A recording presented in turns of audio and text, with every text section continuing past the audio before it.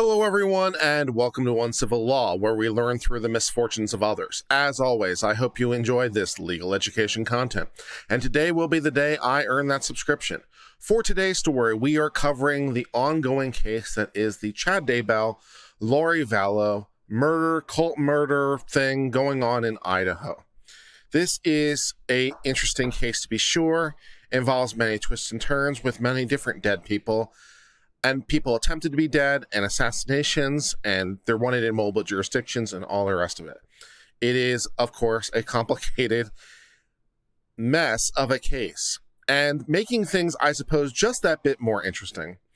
Chad and Lori, of course, being married, have a bit of a love relationship with each other. Now, one's love language is a bit of a personal choice, I suppose, because people express love in different ways.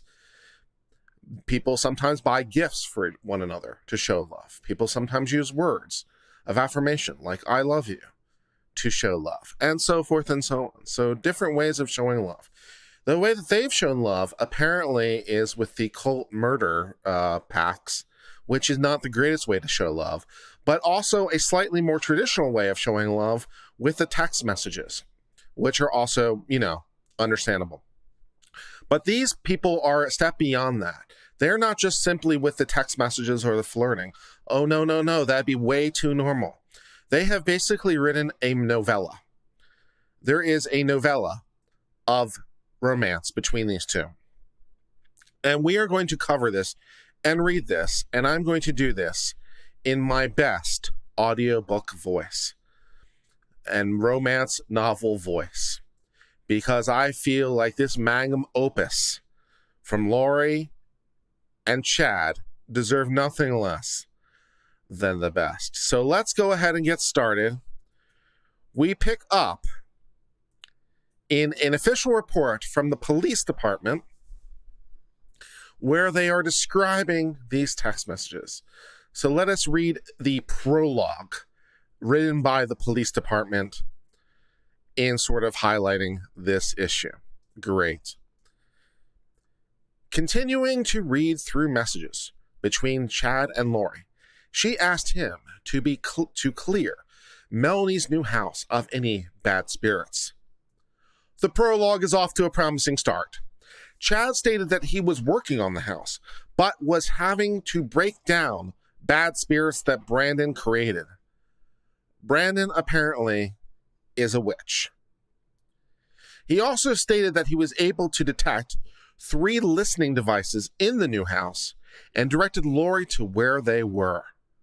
Ooh, spicy. The prologue is interesting. On July the 13th of 2019 at 22:08 hours, Chad sent Lori the following message. I am headed to bed so that I can come snuggle tightly against you. I adore you. You are truly my best friend on earth and throughout eternity. See you in a minute. Several different emojis. This was dated prior to Tammy Daybell's death. Wow. I am feeling the romance connection between these two already. I am feeling the romance itself is young, is what I meant to say. I feel the novelty, there we go, the novel romance just beginning to bloom, and I feel the connection between these two, a love like no love before. I mean, to be totally fair, you do have to love someone quite a lot to engage in the murder conspiracy against your own children. So, I don't know, man. There's something there, but I'm feeling the flame being kindled with every passing moment. It is so great. Let's read more.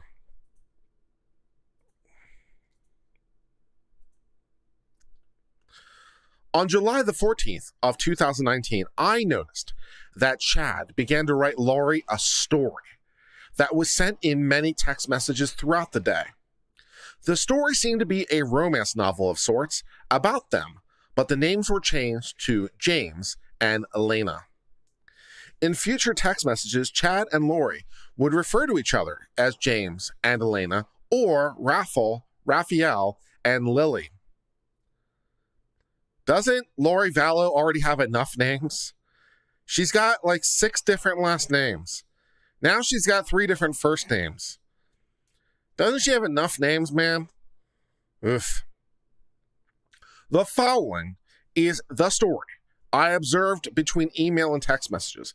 The text is just as it appeared in these messages and has not been corrected for grammatical errors. Well, so much the better. So much the better, because no editor could perfect this perfection. They aren't errors. They aren't evers. They are happy little accidents that add to the spice that is the romance between this couple. Wow. I am enthralled. The prologue, the interlogue portion of the story has been truly a thing to behold. But now, my friends, it is time. It is time for the story. Let us enter the fray.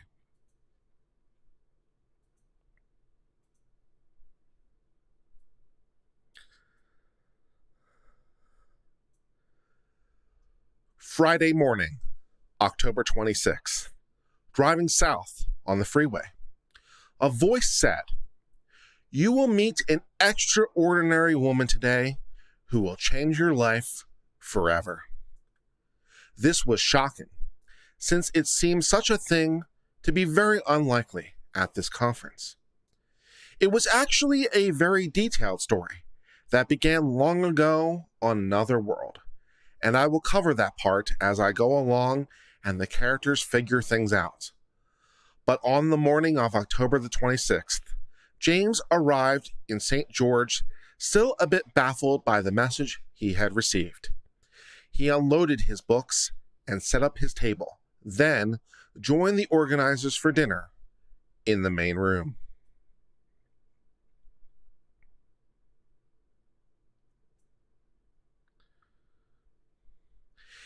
He saw his friend, MG, who had been so helpful to him when he spoke in Mesa that July. MG introduced James to her friend Elena. When their hands touched, he felt a shock pass through him, and his heart started beating fast. Elena was gorgeous and vivacious, and James was a little intimidated, yet honored, that she would talk to him.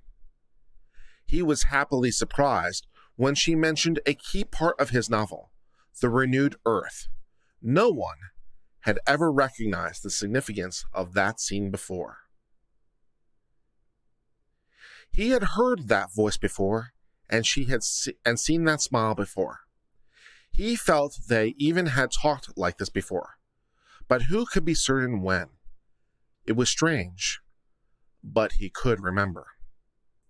The feelings were very strong, as if they'd known each other oh so long. They didn't get many chances to talk after that, because he had to help voice a woman's blue Muppet. But he watched her every chance he could.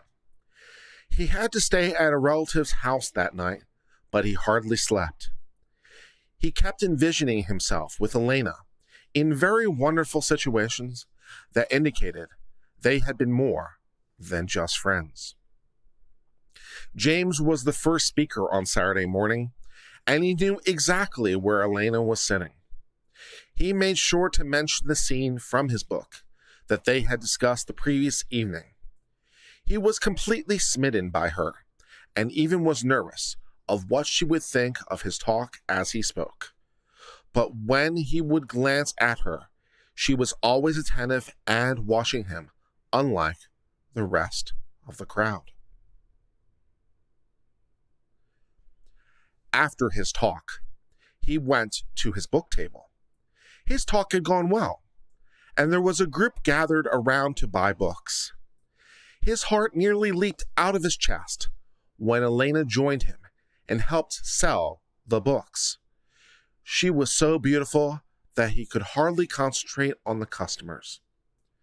She straightened the books and gave the books great reviews, although she made him laugh a lot when she kept pushing the youth and 5th volumes of his first series.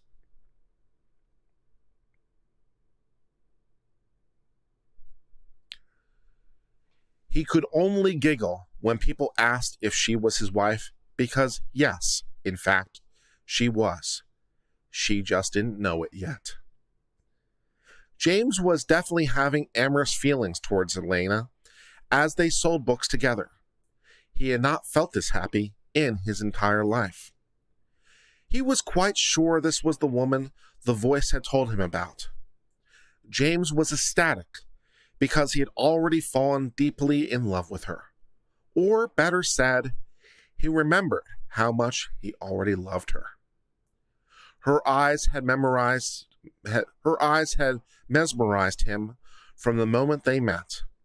But once the book sales slowed down, she stood near him behind the table. They looked deeply into each other's eyes for the first time, and he knew he was in the presence of a goddess. He resisted an impulse to kiss her, but his entire body was on fire. He instinctively knew she was everything he had ever dreamed of. I must clarify that James is a very difficult person to get information from. He has been blessed with great knowledge, but 99% of the people he knows do not realize that. He is very guarded, and it is a great task to gain his trust. But as Elena leaned forward and asked a couple of very insightful questions, his heart burst forth with joy. He knew she was one, if the very few people on earth he could trust. James' spirit was so excited at this revelation that he shattered a thick veil that had been placed between these two souls during their mortal lives. The thick veil had been placed because of the unique, unparalleled love James and Elena had shared in their previous lifetimes. That veil had prevented them from finding each other until this appointed day that would be remembered throughout the heavens as the true beginning of a spectacular mission that would save millions of souls and defeat the forces of darkness.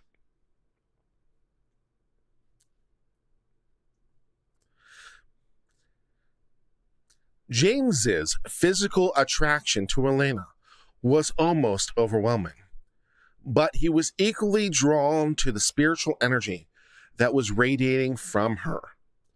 As they talked, it was confirmed to him that he had indeed been married before and were eternal companions. He had glimpses of them walking dusty paths together and had realized that they had been married during the life of Jesus Christ, and they had been very close to him.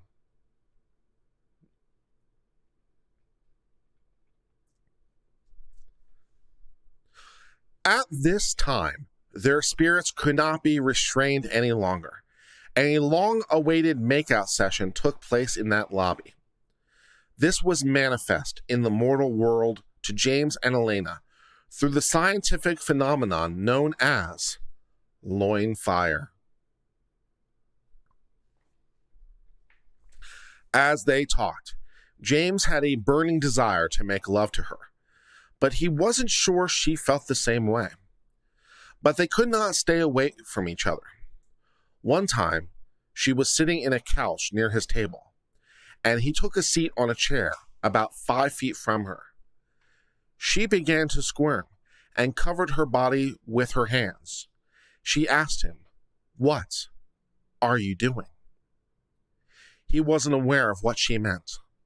All he knew was that if Bruce Poiter hadn't been giving them an evil eye, a child would have been conceived on that couch.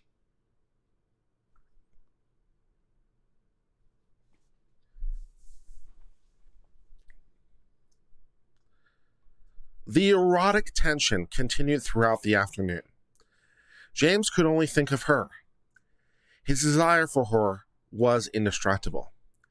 Thankfully, she had worn 16 layers of clothing to survive the 80-degree weather. So he was not fully aware that she truly had the body of a goddess.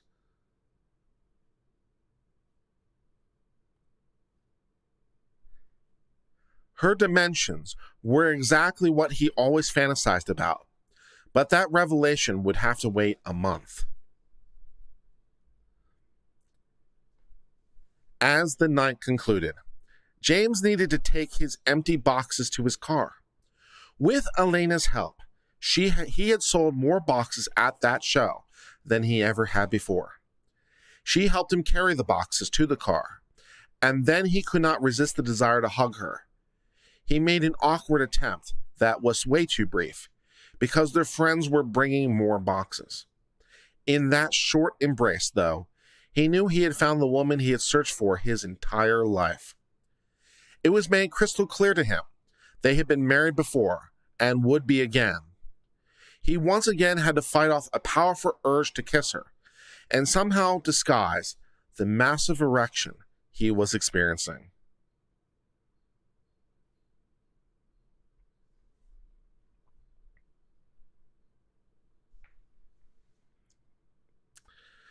They returned to the building and helped carry off tables to the second floor while she sat on the couch.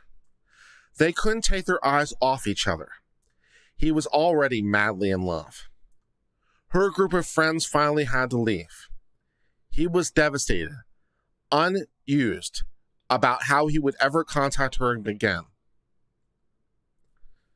Then her spirit took over and asked him, "Can I get your cell number in case I have some questions?" They exchanged numbers, and then they gave each other a hug goodbye. It was the most wonderful, electric, delicious hug he had ever felt. Then he watched her walk away, knowing she was going to truly change his life forever. End of chapter 1. Wow. This is truly the greatest thing I've ever seen. I mean, wow. I knew Chad Daybell had a podcast, and I knew that he had was somewhat notable, but I didn't know that man could write. I am just swept up in the feelings and the emotions of the romance. This is truly the best work of our time. Danielle Steele has nothing on Chad Daybell. Let's read chapter 2.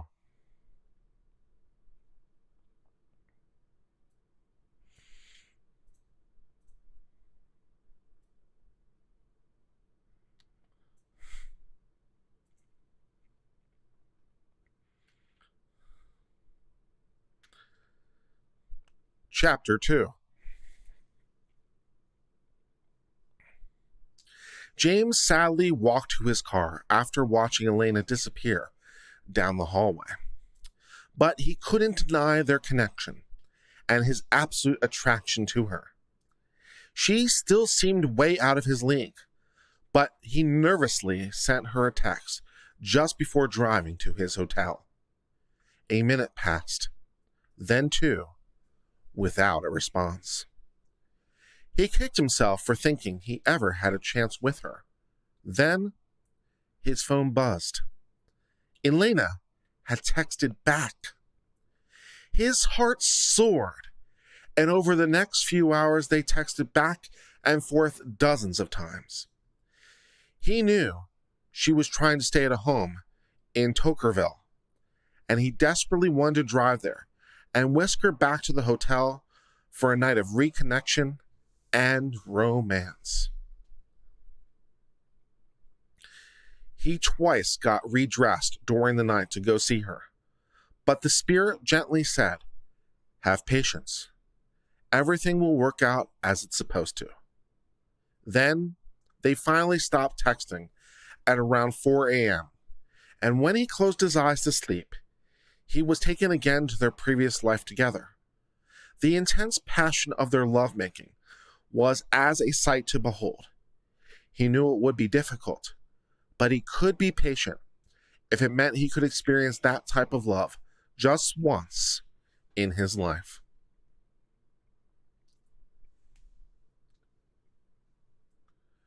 As he lay in the hotel bed, it was as if a spirit had joined him. They wrapped around each other and kissed gently, then intensely, and the emotions they shared were not of this world. James woke up in the hotel room feeling happier than he had in his entire life. It was like he and Elena had fit together perfectly in every way. He rolled over to kiss her, but then reality struck.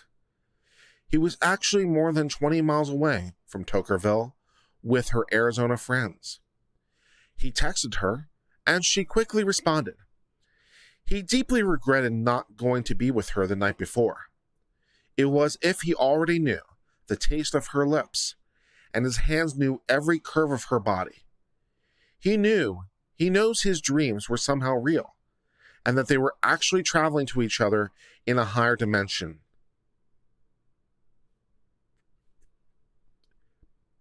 He hungered for her in ways he didn't think were possible. The voice was right. Elena was going to change his life forever. He packed his suitcase and began driving north on the freeway. As each mile passed, James could feel Elena's spirit beckoning for him to join her. As he approached the Tokerville exit, it took every ounce of willpower to keep him driving on the freeway.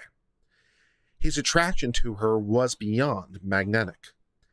He felt their souls were two halves of an eternal union. Tears filled his eyes as he passed the freeway exit. He desperately yearned to embrace her and tell her he deeply loved her, as crazy as that sounded. But he knew he'd be seeing her 3 weeks later at a conference in Arizona. It seemed like an eternity away, but he sensed it would be a very significant weekend for them. He was already going crazy around her, and his feelings of admiration and affection for her would only grow more intense and wonderful.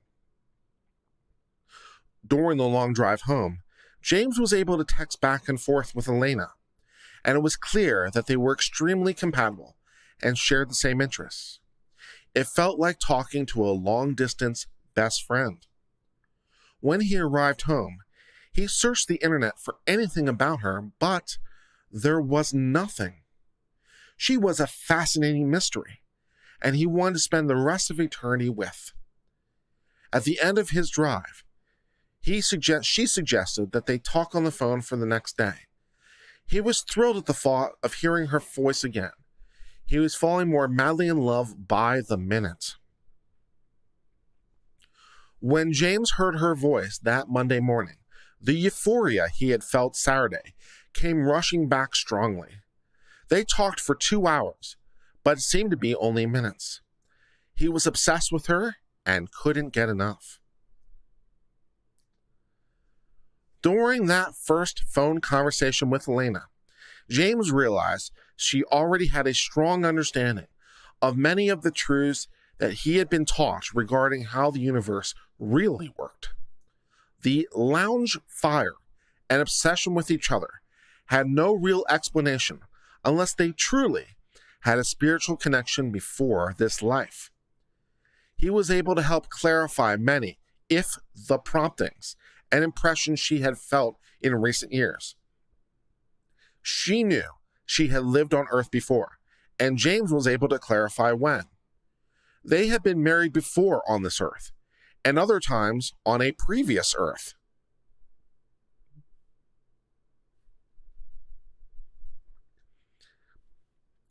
Their love truly spanned the universe and eons of time. They knew the Lord had brought them together again for a crucial mission that only they could accomplish as a united couple.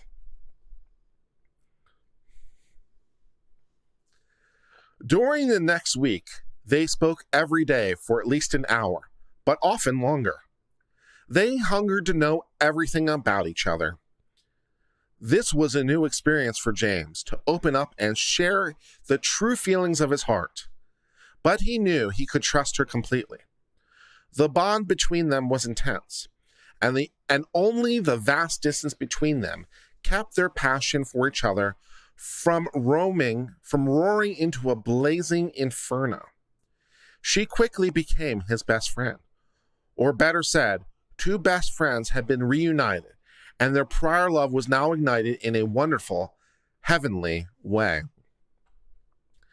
As November began, James and Elena had talked on the phone every day since last seeing each other. He was extremely impressed with her intelligence, personality, and subtle humor that made him laugh more than he had in this lifetime.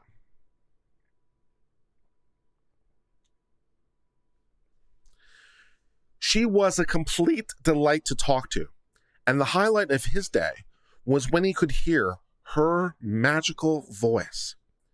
It was so familiar to him, and it actually healed and soothed his heart and soul. They would both attend the same event in mid-November, and it seemed like that day would never arrive. Each day, they opened their hearts to each other a little more. James knew he could trust her with the mysteries of the universe that had been revealed to him. He knew that he'd been married before, and they had been close friends with the Savior when he lived in Jerusalem.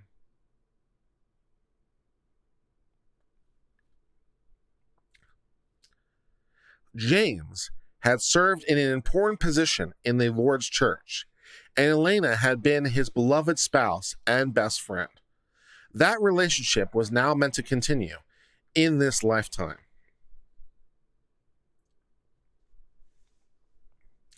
In Jerusalem, James and Elena had enjoyed tremendous intimacy. Their physical desire for each other was unmatched, and they were fortunate that they could be alone morning, noon, and night, and they seized every chance to passionately express their love to each other.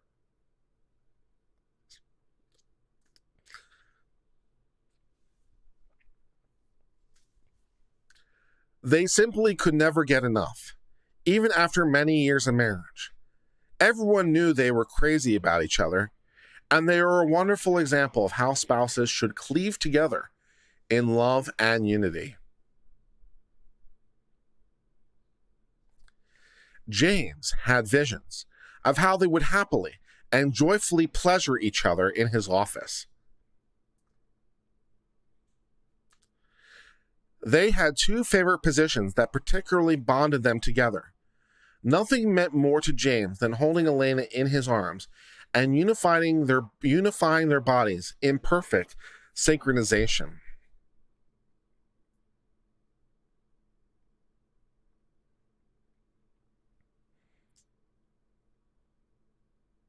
As James and Elena talked on the phone, he tried to delicately describe their connection to each other, and he was delighted that she believed him. He also shared that he had been married other times on a previous world, and she accepted that information as well.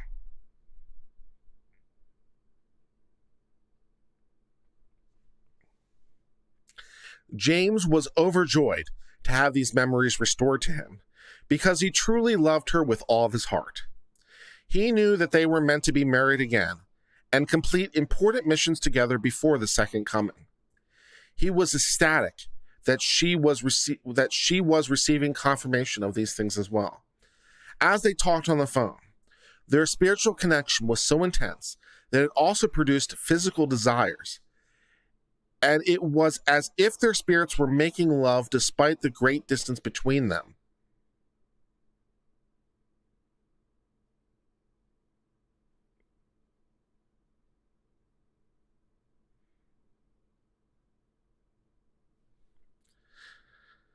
James knew his spirit was visiting her during these conversations.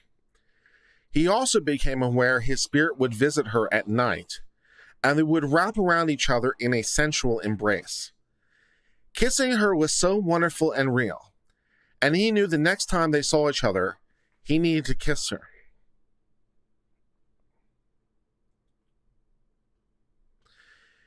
He wouldn't be able to resist holding her. He was absolutely in love with her in every way.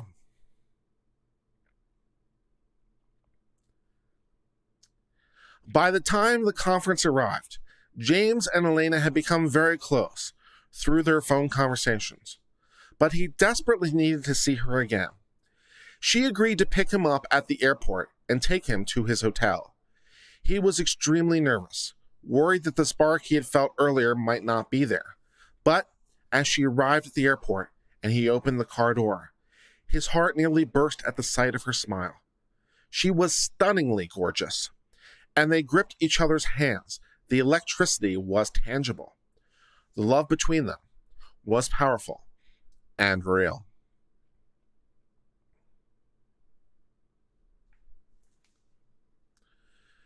The hotel was only a short distance away, and he invited her into the room. They were soon standing alone in the room, and he put his arm around her and looked into her gorgeous blue eyes. They hungered for each other, and he leaned forward and fulfilled a promise he had made to her a few days earlier. He gently kissed her tender lips, and the same heavenly electricity filled his entire body. The passionate magic they had felt many centuries earlier came surging back powerfully. James moved to the couch, and Elena straddled him effortlessly, as if they had done this thousands of times before. She fit perfectly on him, and they pressed their loins tightly against each other. The feeling was exquisite, and they both smiled and moaned, all the sensations passing between them. They were still fully clothed, but the intensity of the intimacy was undeniable.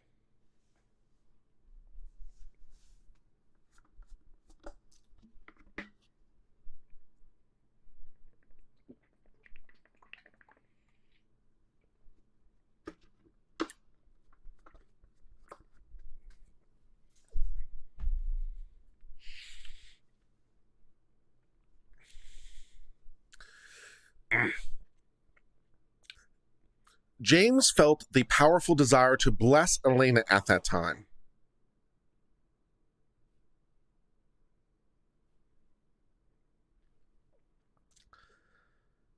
As they stayed in that favorite position, he moved his hands to her head and began to cleanse and purify each part of her body.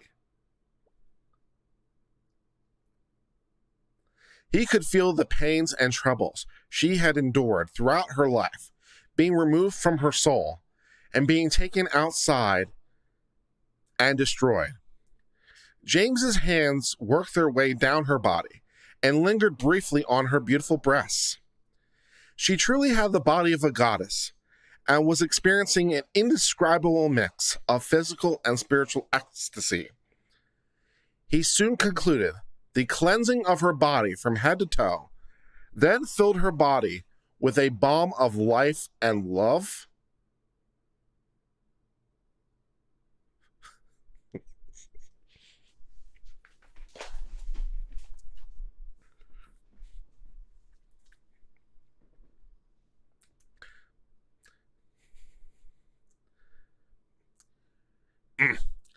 James could see the happiness in her eyes, and instinctively their mouths came together again. The fire was burning strongly within them both, and their kissing grew more intense. He gently said, "I love you, Elena."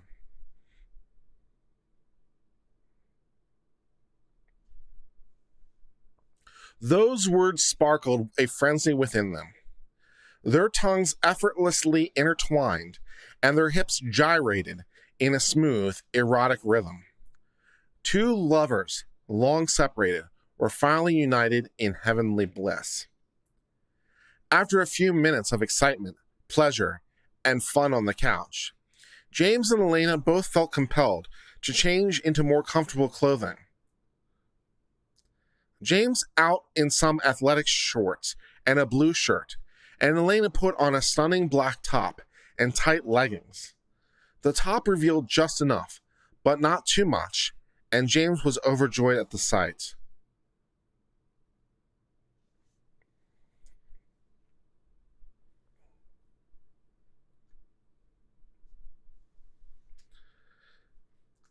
James took her in his arms, and they smiled at each other. The vibration in the room was intense, and their hearts reached out to each other in a glorious reunion. James gently touched the sides of, James gently touched the sides if Elena's breasts, and he was in ecstasy. She stood on her tippy toes and gave him a sensual kiss that sent electricity throughout his body. They moved towards the bed and were quickly intertwined around each other. She was so beautiful, loving, and enchanting that James could hardly breathe. They were both aroused, but knew there were limitations on what could occur that night. But they kissed for nearly an hour and pressed against each other tightly. Towards the end of the evening, Elena lauded on her stomach at the end of the bed, and James caressed her fabulous body. He grasped her perfect bottom with both hands, and she expressed how much she loved that. She soon sat up and straddled him again as they passionately kissed farewell. They knew they would see each other again in the morning, but the separation seemed too long. But they knew the long wait to find their eternal match had come to an end, and James was overjoyed beyond description.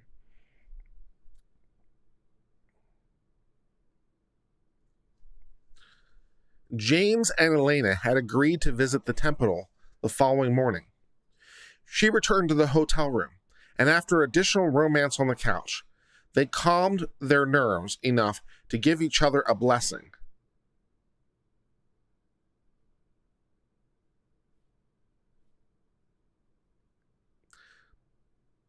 As James placed his hands on her head, he connected with Elena's true eternal self. He knew he was in the presence of an exalted goddess who would return to Earth to perform a special mission. This mission included being with him, and they would progress together as translated beings. The full plan was not yet completely clear to him, but the immense power radiating from her confirmed his belief that she was among the greatest women in the universe. She then gave him a tremendous blessing that helped him realize how much she truly loved him and wanted to be with him forever. He was deeply humbled that such an incredible woman regarded him so highly. His heart bursted as she blessed him, and he had glimpses come to mind of not only their life in Jerusalem, but even as a couple on a previous Earth.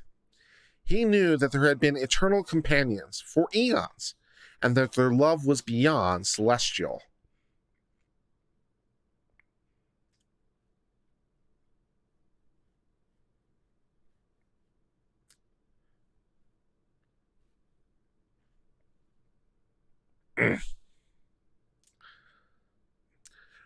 They embraced following the blessings, and their emotions they felt were a mixture of eternal bliss and celestial desire. The sexual chemistry was undeniable, but the spiritual unity was a glorious bonus for them both. They had only known each other for 3 weeks, but two lonely, misunderstood souls had finally found their best friend that they could trust and confide in.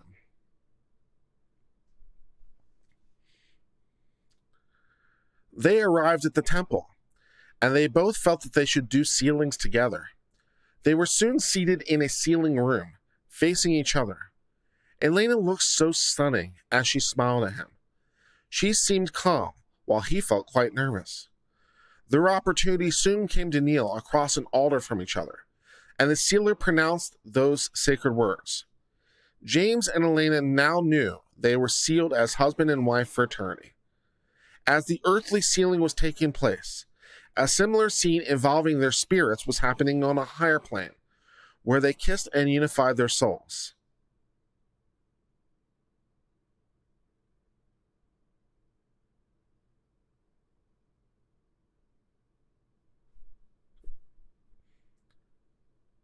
They knew they had just begun a new journey together that was eternal and never-ending.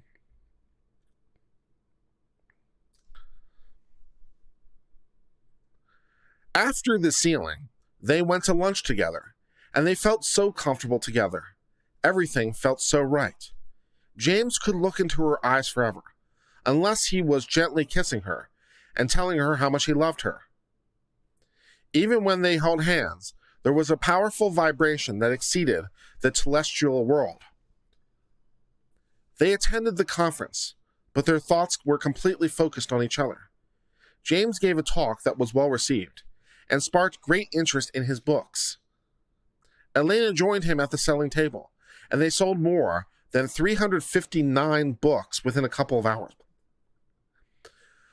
But all they really wanted was to slip away and express their love to each other.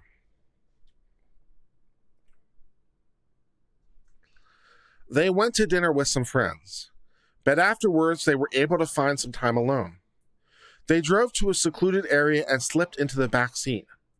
Elena was wearing a pair of incredibly sexy jeans, and as she straddled James in the back seat, he once again grasped her fantastic bottom.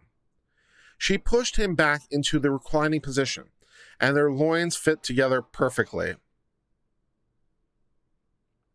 They kissed passionately and rhythmically pulsated against each other. Their love was intense and undeniably real. James was now madly, crazily in love with her, and was so wonderful to know she felt the same way about him.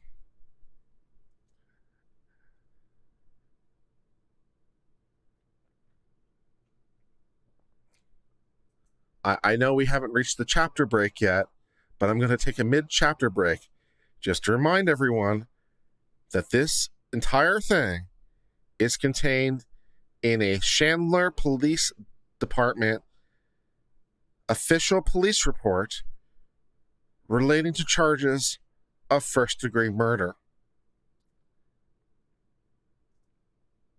Just wanted to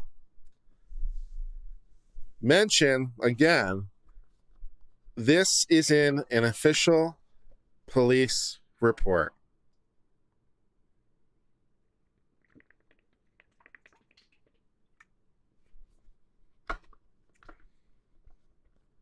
Wow.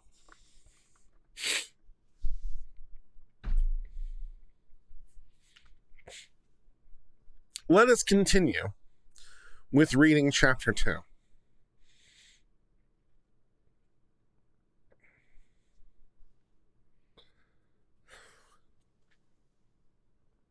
One powerful moment happened earlier that day when Elena was listening to another speaker while James stayed at the table. But he thought he heard Elena say, "Come stand behind me." He went into the room and saw her standing against the wall. He moved behind her and they discreetly touched. After a few minutes, he checked his phone and saw she had texted him that very sentence. At the stone, he heard her voice. It was a wonderful testament that they were already communicating with each other on a higher level. They helped clean up the conference, and Elena graciously allowed James to stay in a spare bedroom at her home that night. They visited with each other's friends until after midnight. Then they all went to bed. James anxiously hoped Elena would join him in the spare room.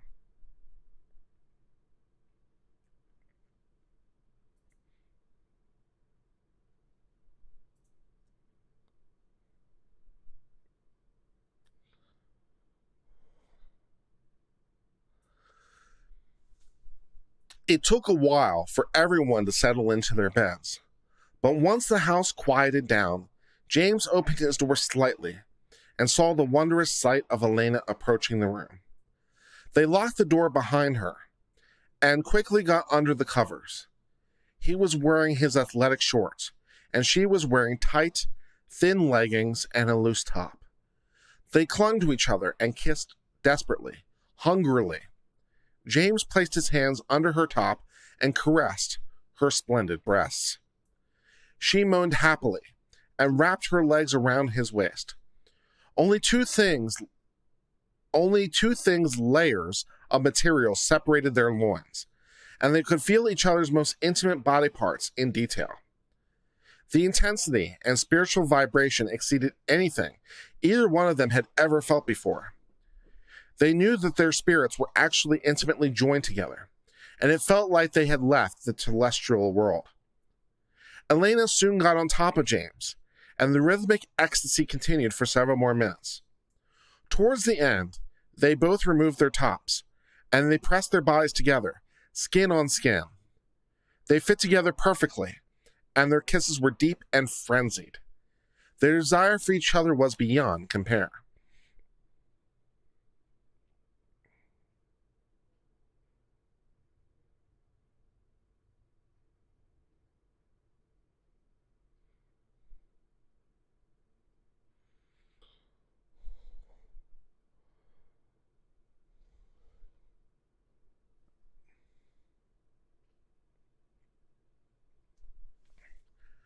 As the reunion in a spare room came to a conclusion, Raphael knew Elena was his perfect match.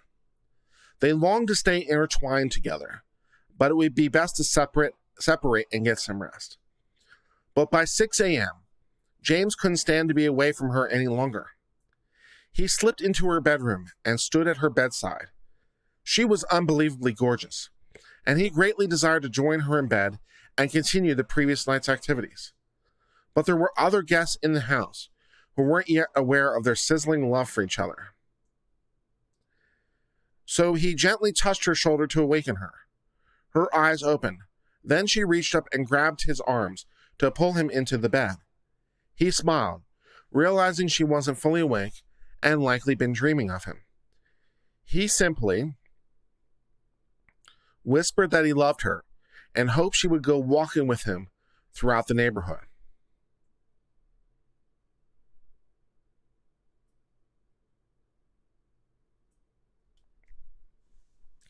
James and Elena had enjoyed a walk together the previous morning along the quiet streets of the gated community.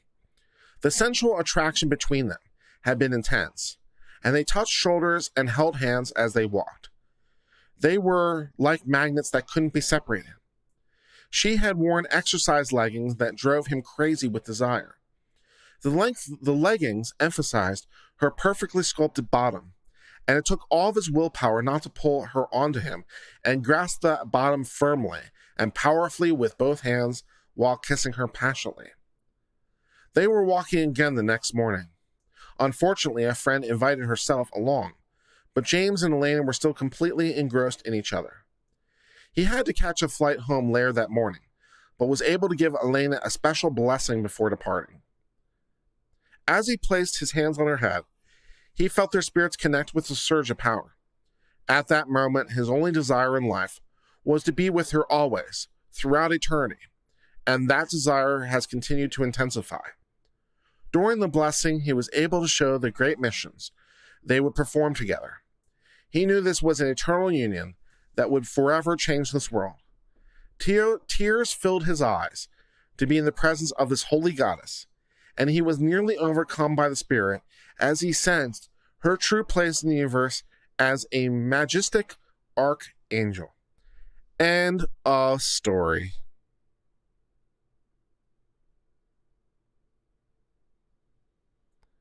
Well, my friends, what can you really say? What can you really say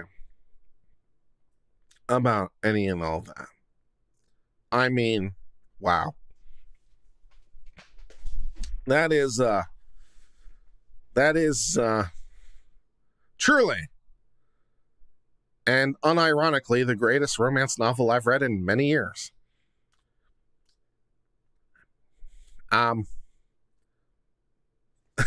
It is truly a work of great literature and a testament to the genre, I am sure. It is, I mean, just wow. The passion for these people, the marriage and relationship that extends not only beyond lifetimes, but beyond the confines of the earth itself, into other prior earths, with their eternal marriage and the giving of the blessings and the romance. And wow. I mean, that is truly, I think, just the greatest thing ever. And I am sad beyond words, my friends, that it appears to have come to an end. I'm disappointed. I am very, very disappointed.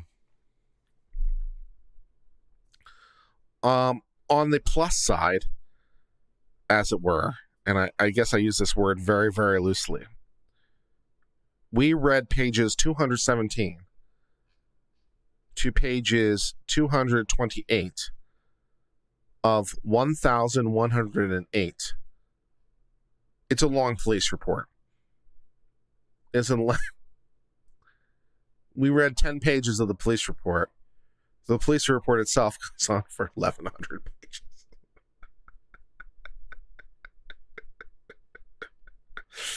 But that appears to be the end of story time, which is very, very disappointing.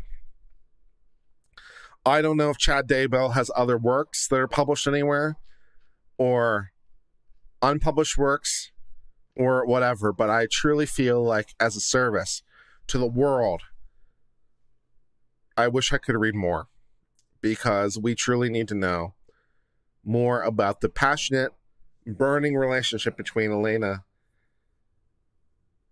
and Raphael. Wow. Find yourselves a woman. Find yourselves a woman like Raphael loves Elena, or something. Chad is a published author. Why did I stop reading? Because I ran out of story. That's why I stopped reading. I ran out of story. There's no more story. We might have to get other works from Chad Daybell and read those, because this is pretty epic.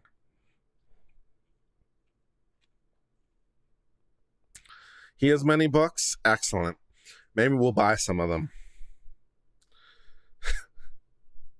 Maybe we'll buy some.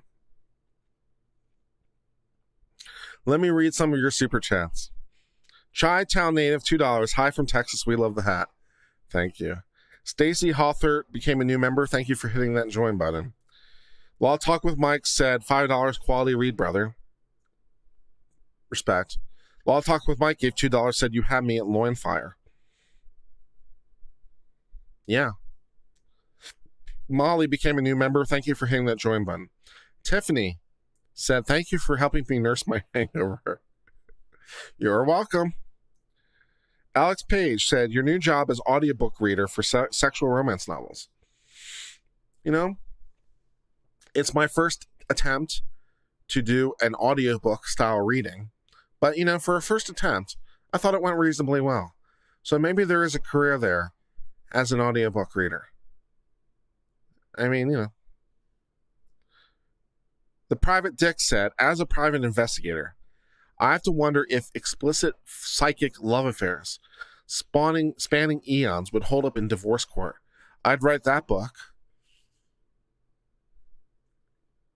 And Lucky Lass says, that was vile and fantastic. Bravo. Yeah, well, good times. Yeah. I thought it went well for a first attempt at reading in an audiobook style. So we could do more in the future. You enjoyed the long pauses? The long pauses were mostly as I was trying to fully contemplate. And also I didn't want to interrupt. I didn't want to interrupt the words with my own words. So I just thought I'd pause and more emote with my face to express my feelings rather than words, so we didn't break up the flow. So you just need to do different voices? Yeah, okay. Well, that's more of a role of a voice actor, to do different voices for different characters. But maybe I could work on that too.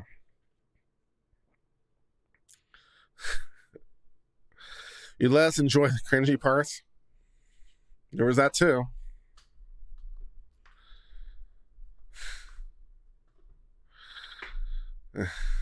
Those were psychic pauses. I think the phraseology you're looking for is those were pregnant pauses, which is even more hilarious.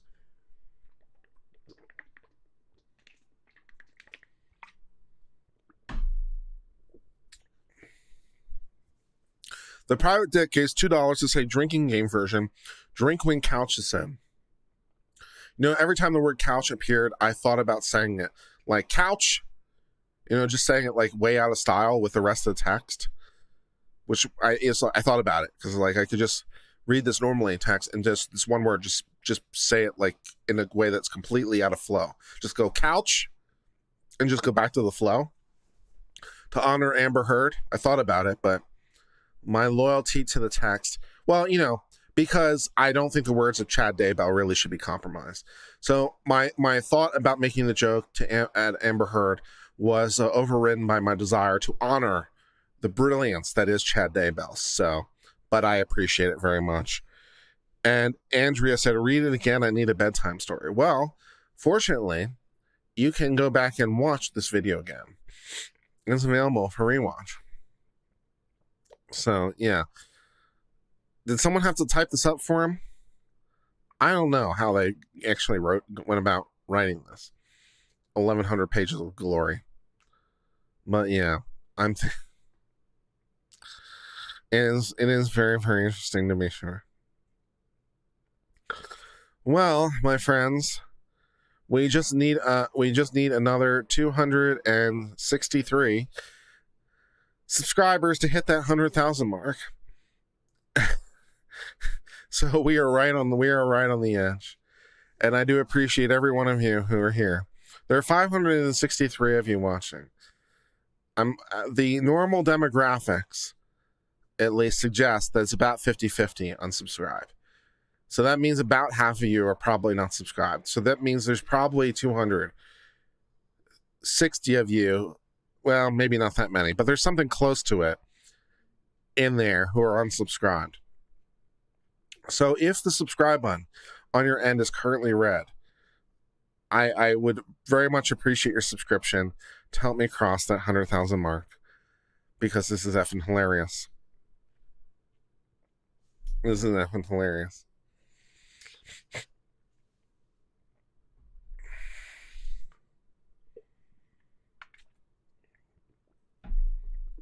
Oh.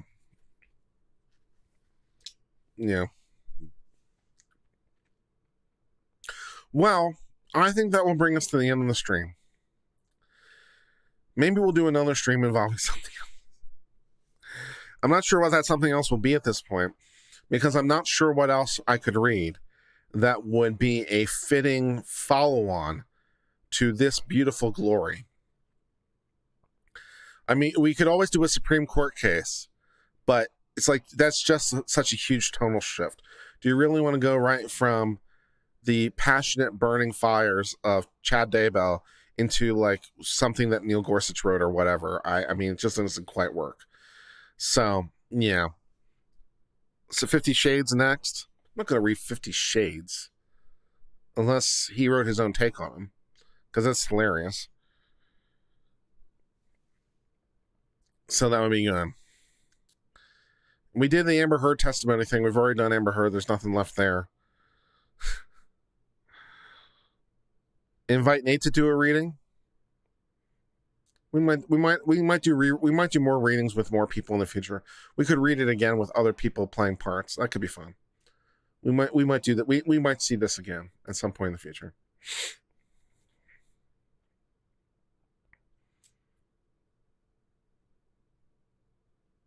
Believe it or not, Chad's books are even worse. Well, I mean, they'd have to be worse, because I mean, this is just a work of perfection.